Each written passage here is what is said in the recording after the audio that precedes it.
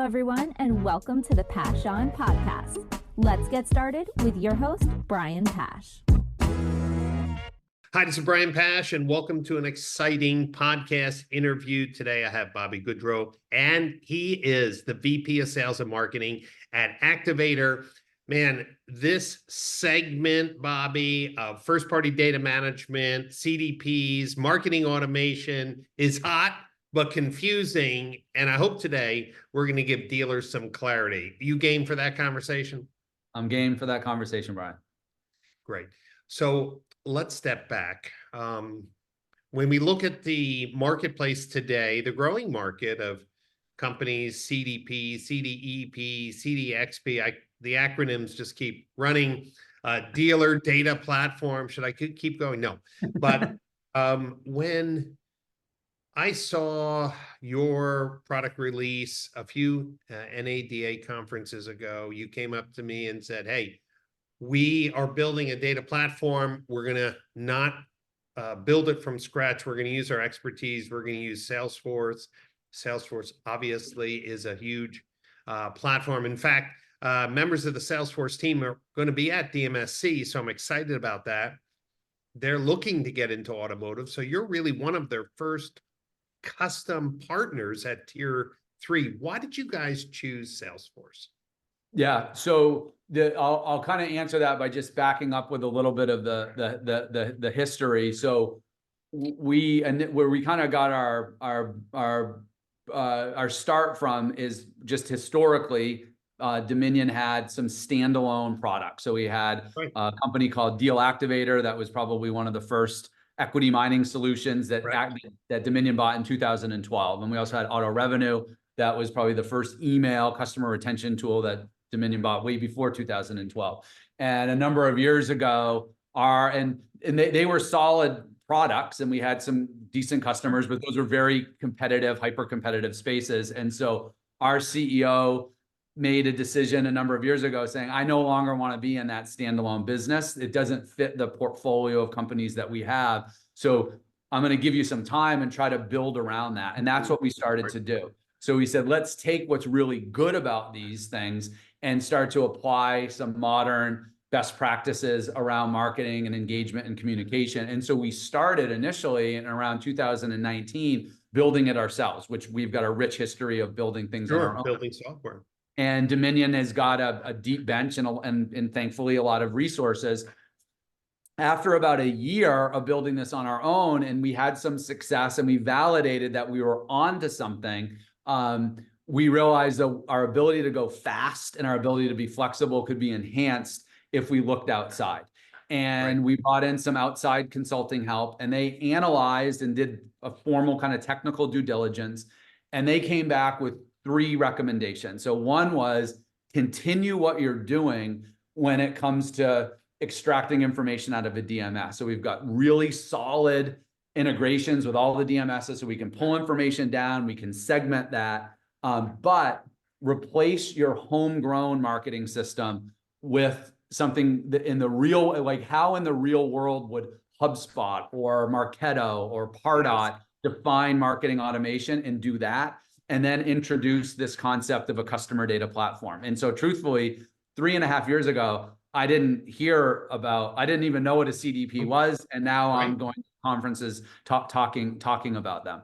So the decision really was not to outsource our experience, not to outsource our ideas, not to outsource all the subject matter expertise that Dominion has, but just outsource where we were building it. And I can say, the first year as we internally proved that we could get a journey going, we could send to multiple channels, we could get the branding to flow down the right way. Like there was a lot of trials and tribulations to get there, but we've got that. That was a lot of heavy lift.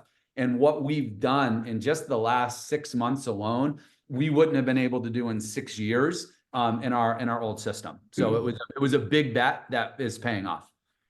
I love that story. It's really refreshing. And for the dealers who are listening, I mean, how many times have you said, why are we reinventing the wheel? But Salesforce, like other enterprise scale software, needs to be customized to each vertical. And what's interesting is dealers have pushed off using Salesforce as a CRM or Salesforce as a CDP or Salesforce Marketing Cloud because it's such an open system. It takes some time and skill and knowledge Money to customize it. But everyone will say, hey, if you're on that platform, then you have unlimited data channel activation for different marketing. Everyone plugs into the Salesforce Marketing Cloud. And you have modern journeys, you have identity resolution, you have data hygiene practices. So why reinvent? So bravo to convincing the Dominion team that, hey, there's already a number of tools that are best in class, but they don't have our knowledge of automotive. They don't have our customer care for dealers. They don't know tier 3, and Dominion, of course, has done that. So if I understand, you've taken your knowledge, your learning, your templates, your designs that you're using for email or direct mail or any communication and say, look, that's where we excel. Yes. And I'm going to sit this on a world-class marketing automation and customer data platform. This seems super smart. And let's talk about dealers' response. You were honest. 3.5 years ago, you didn't know CDP. I'm going to join you 3.5 years ago. I didn't know. But, you know, it was actually John Clavadasher, who's president of Outsell. When he left cars.com, he went into the consumer goods, CPG industry, consumer packaged goods. And he was like, Brian, everybody out here is using a CDP to manage their data. Man, automotive is so behind. And here's what he said, Brian, you got to look into this. You got to look in. And he gave me a list of companies. And I was like, okay. And then I said, oh, man, this has been the missing tool. The DMS was never meant to be a single source of truth. The CRM was never meant to be a consolidated record of all activity or in touch points. So how has the market responded as you're talking with dealers? Are they starting to understand that this third leg, what I call in the dealer operations, you know, stool, which is the DMS, CRM, now CDP, are they understanding it? They're starting to, and I think they're starting to because it was, you know, for many different reasons, like what's going on with the CDP and all the, you know, the acronyms that you listed before. It feels a lot like digital retail did a couple of years ago. It was like, man, this seems like a good idea, but what is it, right? And so I think if you just kind of break it down to the, and I'm going to come to your question, what's the response? But if you break it down to the basics, right? I mean, a CDP's design, like data silos is kind of has a negative connotation, but the reality is they exist, and they exist because they're supposed to exist, right? There's going to be different data silos. There's going to be different activation platforms, and that's not going to get smaller. That's only going to get bigger, right? And so if you look at that from a positive standpoint and to say, okay, there's got to be something in the middle of that. So why CDPs make sense for Fortune 10 companies to Fortune 1000 companies, they make sense for the same reasons that they do in a dealership, where you've got these primary databases like a DMS or a CRM that are often going to be the main source where I get a list to do some outbound marketing, right? Then there's all of these other incredible sources, whether it's call tracking or chat or AI, or I'm going to purchase some information that can feed into that system. And this isn't to be negative, but like a DMS and a CRM, like they're designed to do certain things, and but what they're not designed to do is to be marketing tools. Right? They're not necessarily designed to be able to interpret customer engagement and customer reactions in real time and serve that back to another system. And so where we have been kind of, you know, testing and tuning and learning just along with everybody else, but we always come back to the basics, like what problems are we trying to solve?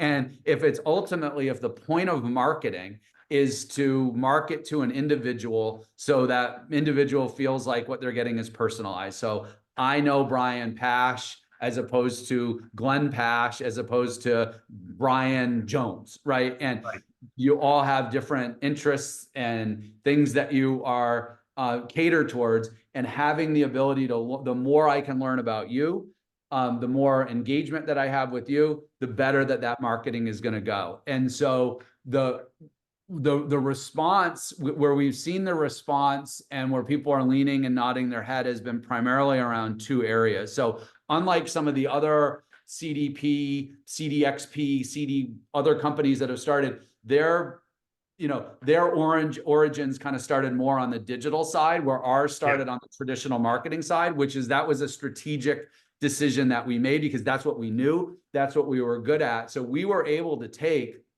in our old system, what was literally 37 different recurring campaigns. So maybe buyback, lease, retention, like think of all of the different touch points. If you cast a wide net over your entire database and then into your PMA, we did that, right? We were able to then replicate that across 5 journeys that we've built in through Salesforce. So it's still all the same touch points. We're still doing all the same things, but we're doing it in a much more scalable, manageable way.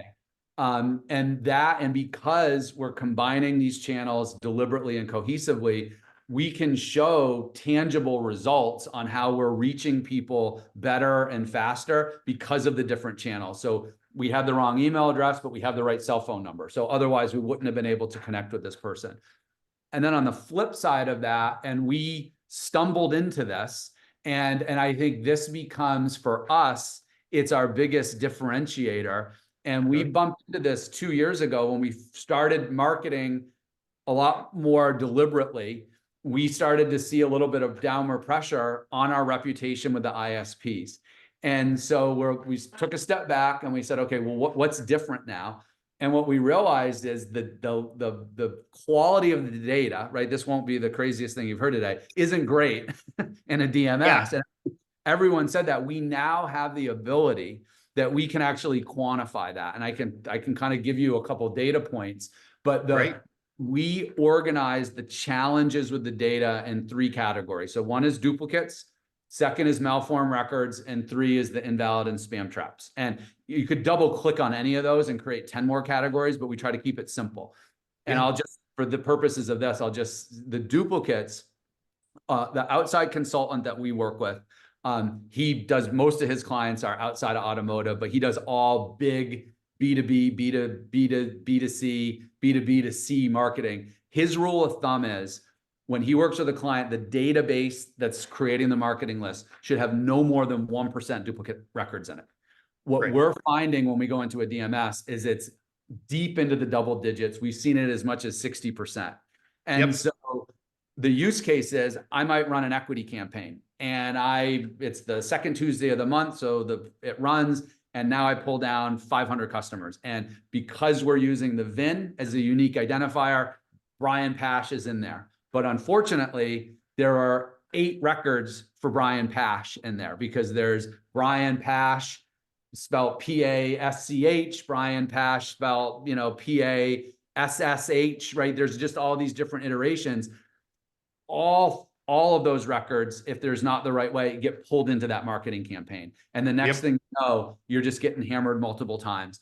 And so we have now designed what we're calling as a data management layer, which allows us to go into the DMS, identify, group together all of those duplicates, and then it's art and science, and we go so much faster with our partners within Salesforce and other companies we're using. So that gets us to what we call the primary marketing record and the primary reporting record. I think it was the auto miner called it the golden record, right? So I think everyone is, probably getting in the same place. I like our chances on how we're using a lot of technology to get there. And what that allows us to do is we start marketing with a lot more confidence. And then just the last point to that I'll make is, what blew us away is the number of invalid and spam trap addresses. So we found that we analyzed last summer, approximate it, 300 customers, 8 million customer records. There were 250,000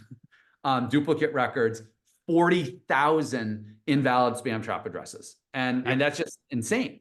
And so we Yes. now have the ability to identify those and push those out. So we're marketing clean. So, One of the things, I'm glad you brought this up because data hygiene, I've written about this. I've even shared some data. Dealers need to understand that whatever your marketing company is telling you, how many emails are in, valid emails or emails out of the DMS, you should know that great email marketing platforms pre-score any email list. And if email addresses are marked potential spam trap or potential heat, there's different things, or malformed, as you mentioned. yep. No one's mailing these, but in the past, you didn't know this as a dealer. Oh. So, yeah, I got 40,000 customers in, but after you dedupe it, even when you try to email these people, there's a whole layer. There's thousands of records in the DMS that need to go out and get updated records, updated emails, and no one's updating the DMS. And so I'm going to go back to what you said, Bobby, is that the DMS and the CRM were never meant to be marketing automation. They were never meant to be that unified single source of truth for each customer. Nope. They were never meant to, I love this, control the cadence of communication through different channels. And now today we're starting to realize, wow, I would say, from a rough number, 40% of the vehicles that you think are still owned by the people in your DMS are no longer owned by them. These are huge opportunities. And you might say, well, Brian, the company I use, they say they're, doing disposal cleaning and NCOA and email pendant. All I want to tell you is, if you can't see it, if you can inspect it, if you can't get meaningful reports back, you have to assume or guess that they're doing it. And the bigger the dealer group, now we're talking of millions and millions of dollars. Let's pivot on something for a little clarification. Yeah. A CDP is basically designed to bring in those real-time signals daily or nightly or in real time, update the customer record, put those activation signals that move people into different journeys. Hey, they are looking at service pages, let's put them in a service journey, or they're looking at trucks, or okay. But then somehow, once consumers are placed in these journeys, let's call these dynamic lists that are secure, they're not dumping ASCII files and emailing. Right. Marketing automation piece comes in, right? And this is where dealers get a little screwed up. It's like, okay, if the CDP is supposed to be unifying, cleaning, all the things, Bobby, you just mentioned, then how does Activator get these audiences, these journeys of people into Facebook, into Google, into direct mail, into email? Can you talk a little bit about this? Because I think dealers are starting to understand, hey, I could have an updated view of each of my customers, but how do the ads get created and how do the campaigns run?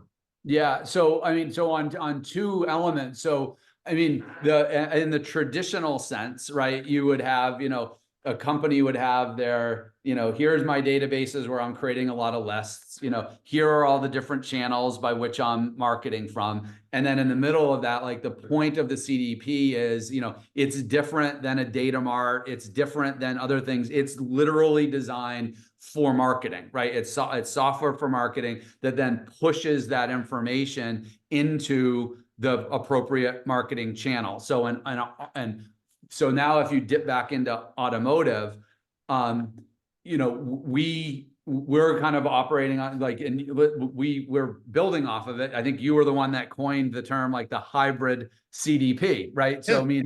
We're doing the CDP and the marketing, right? If you were talking to me and I was working at, New Balance, like sneakers, I probably would tell you, well, I bought, this company for my CDP. I have this company for my CRM. I have this company for my ERP, but I have a whole team of people who's managing the lists for me, right? We're responsible for managing lists. No one's responsible for managing any of that stuff at the dealer. They just assume the vendor does it, right? And so, but then that comes into, okay, now when we think about what are the execution or the fulfillment channels that we have, and then it's all about what is the entrance and the exit criteria. So we've got that, hammered out when it comes to the traditional marketing through email, direct mail, SMS. We're starting now to venture into the digital channel. So we've partnered with Fluency. So Fluency's got that all figured out. So we've got all of the integration points with them. We're starting off with some conquesting to start testing that out within our own system. So we're responsible for building the audiences. We're responsible, and then we basically pass that over to Fluency. They help us out with the execution. Then when someone engages, then that's going to come back into our CDP, and then it works exactly the way it's supposed to be designed. So let's pause on there a second, because I think, again, I want to talk about a beautiful story. Brian, we know automotive. We know automotive data. We know automotive campaigns. Hey, we don't need to build a state-of-the-art marketing automation platform. I mean, the key here, the value, the gold is controlling the cadence of communication, personalize it, make sure the offers look good. Now, bidding strategies and AI, auto bidding, moving bids and campaign. Hey, there's really smart people who've done that. In fact, Fluency is really built by a number of former DDC, Dealer.com leaders, Eric Mayhew and others. Great company, skyrocketing in their growth and recognition.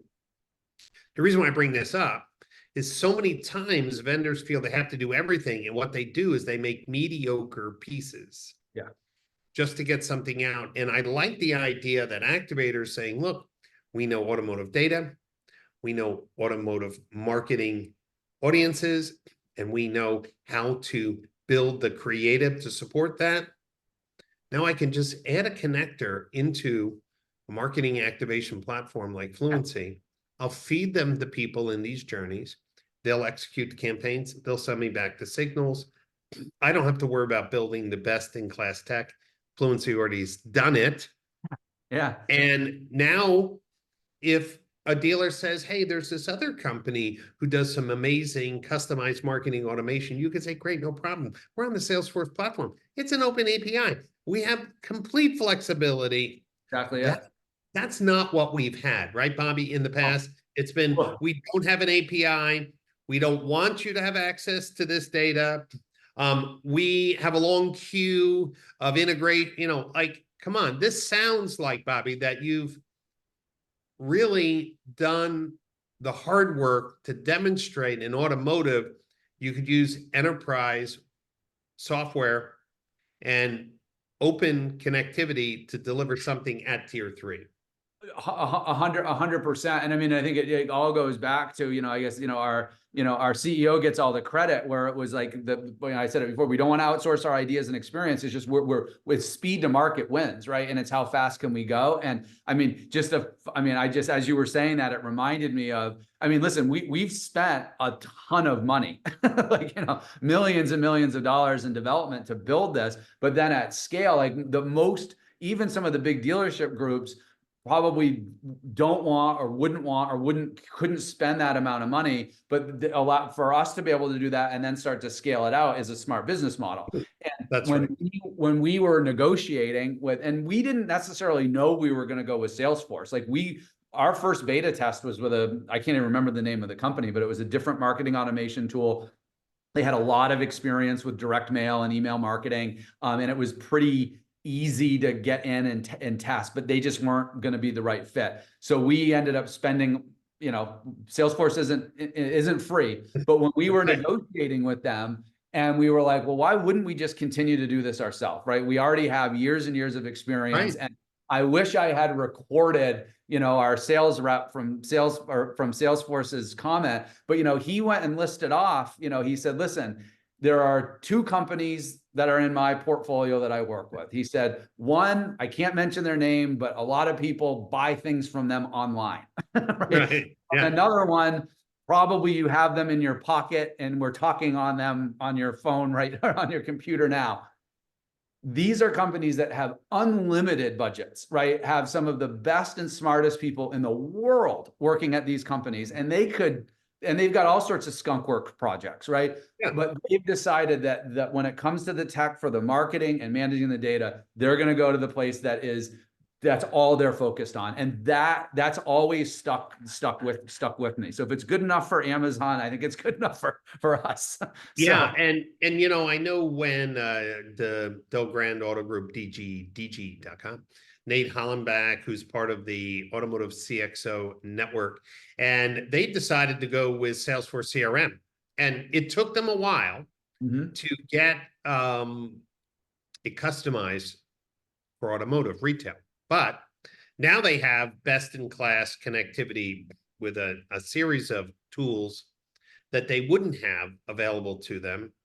And oftentimes these tools are a fraction of the cost of what's being charged to dealers in automotive because it's a captive market. So I love to see more companies exploring enterprise class software for automotive tier 3. That's why I'm having the Salesforce team come and speak at the CXO Summit before DMSC, because a number of our dealer group partners are very interested. It's like, where's Salesforce in this CDP conversation? I said, well, let's invite them in. Let's see what they have to say. So I'm really pleased to see the development of this. I love the fact you started where you're strong, which was email, direct mail, texting. Love the fact that you've partnered with Fluency, best-in-class marketing automation tech with AI, and proven leadership that knows automotive inside and out. When you think of the future, Bobby, let's think of the next 6 months. Dealers coming to DMSC in Austin. A lot of dealers and dealer groups are coming because they want to learn about CDPs. They want to know which partner they should choose. What do you see for your platform, for Activator? What are you the most excited for the second half this year? Yeah, no, I love great question. So, I mean, I think I don't want to say a tipping point, right? But I think we're at this, I think over the next 6 to 12 months let me just back it up this way. Like I got my career in selling into automotive in 2005 out of business school. I started working for Automotive selling CRM systems. And, the first year I was the first rep in New England. Autobase at the time had a pretty strong presence in the Midwest. There was 2 dealers in New England. There was 2 in Connecticut. And the first year I'm knocking on doors and dealers are like, what's a CRM? Right. And then it was like one day I woke up and it was like I stopped prospecting. It was just calls were coming in. Hey, we're installing our first CRM and we're looking at, higher gear, we're looking at you, and we're looking at Reynolds, right? And then it was just a Western shootout, and we were just doing presentations, right? And then boom, and now most dealers are probably on their fifth or sixth CRM. And I see the same thing happening here because it's always felt that auto has always been a couple years behind. The CDP space outside of automotive, it's the fastest growing software segment in enterprise software, more than anything else. So it's coming. And I think we're at the point now where there's enough people are asking the right questions and enough people are understanding it. And then they can kind of figure out, okay, well, what do I want, right? Am I a big group or do I have a lot of resources where I'm going to be okay with an Orbi where they're doing an unbelievable job of pulling in all this information from other sources, but I already have everything set up from a marketing standpoint and that's going to work. That's the traditional CDP environment outside of automotive. I think what we're believing is, the biggest market is there's going to be a lot of stores that are saying, hey, I need to clean up my data. I want to do a better job of marketing, but I just don't have the time, money, or resources to worry about all of this marketing. So I want someone to help me out too. And so that's where we fall into play. And now for us, what I'm excited about is we have a long roadmap. We've got a lot of stuff that we're really focused and prioritizing on right now. But I think the heavy lifting for us is done, right? We have bulletproof journeys. We've got reporting with best-in-class reporting now. So we're starting to really see true incremental ROI. So it's like moving beyond just attribution. And this is like true incremental ROI. And now our roadmap is saying, and this is what you've been preaching all along, is now if it's a platform, what are the next piano keys that we're going to add, right? So now we at NADA this year, I mean, we joked, we had, I think, 25 different partner meetings at NADA, which I think was 24 more partner meetings than I had the previous NADA. Yes. And these were Yes. all companies coming to us saying, hey, we see what you're doing. How can we work with you? So all of the phone tracking companies, all of the Yes. chat companies, all of the AI engagement. So it's really saying, okay, who do we want to partner with first? And then we just start building those piano keys out. So yeah, that's the key. And I think, when I did the first CDP research report, and I'm going to be publishing an updated one soon, you were very, honest, like, Brian, here's where we are.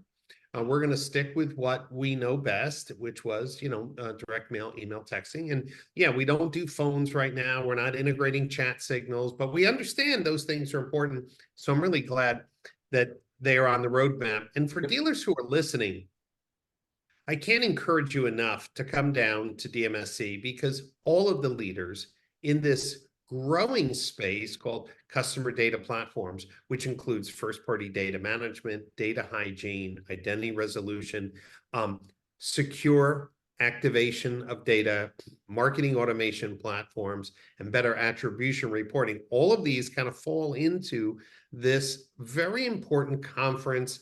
And so I want to encourage the dealer groups who are looking for this next lift in their marketing effectiveness, dealer groups who are looking to increase retention and increase the lifetime value of each customer. This is the conference to come to, because we have ample time for socialization. You have breakfast, lunch, cocktail hours each night, plus great hands-on sessions, interactive. So it's really important that you get out and especially see where Activator has leaned in, and see the Salesforce tech and their years of thought leadership in automotive marketing come together. Bobby, if people can't attend DMSC, and that would be a crime, but there's some who can, what's the best way for them to get a demo of the platform? I mean, Dominion website may be a little overwhelming for people to find where your product base is, but is there a better website for people to go to?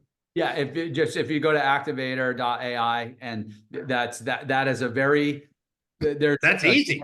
Yeah, it's an easy website. So you go there, and there's going to be plenty of opportunities to reach out to us or request a presentation. And then if you're even not ready for that, I'm proud of the fact the amount of content that we've put up on that site, whether those are use cases or white papers or just trying to educate yourself that you can read at your leisure. We're proud of the depth and the breadth of the content that we have on our website. So I'd encourage people to check that out as well.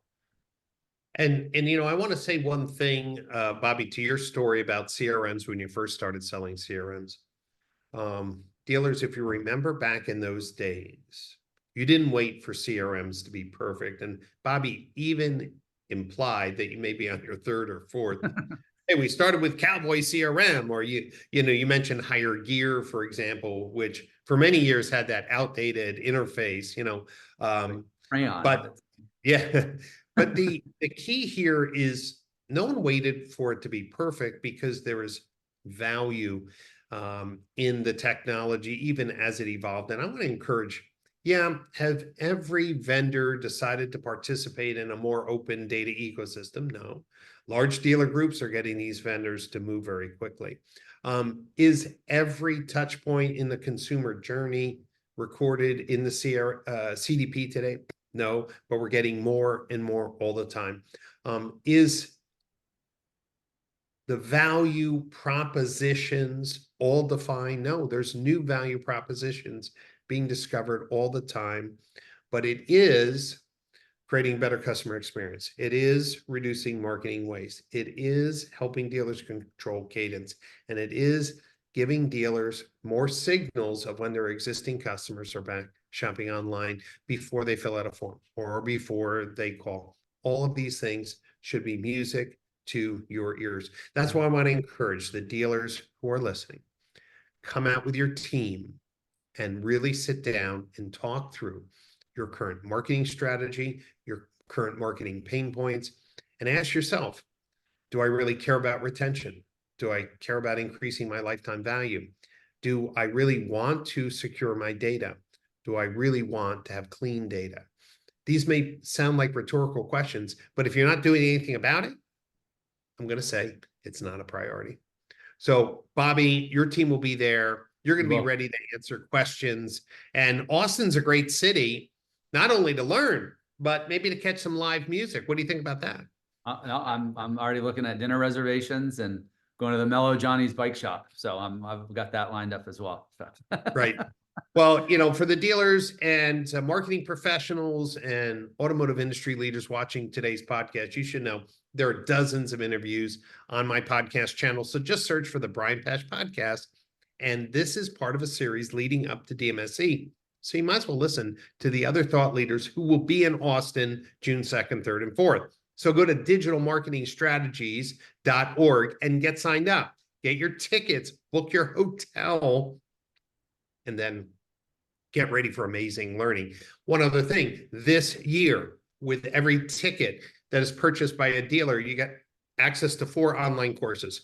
1 on the latest in Google paid advertising, 1 on social media paid advertising. I'm doing a course on first-party data management, CDP, and my brother Glenn is doing on modern lead handling process, which is online courses plus a 2-hour session at DMSC for great learning. So you get the whole conference plus 4 online classes and a 2-hour lab. Man, we're talking about value on top of value. So go to digitalmarketingstrategies.org and maybe reach out to Bobby and get him to buy you dinner. Bobby, what's the best email address? If people want to go out to dinner with you in Austin, how should they get in touch with you? Yeah, so I'll say it slow. I usually talk fast, but it's either Bobby or Robert dot, and then my last name, it's Gaudreau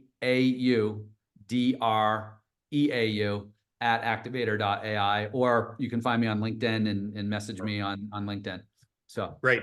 Well, Bobby, thanks for being on a podcast. Thanks for being part of a movement to give dealers more choice in how they handle their first-party data and to fill the gaps that are created because the DMS and the CRM weren't meant to be used for marketing, automation, personalization, and cadence of communication. And that's what we're going to solve at DMSC. Move the conversation forward. Thanks, everyone, for listening, and I'll catch you next time on another podcast interview.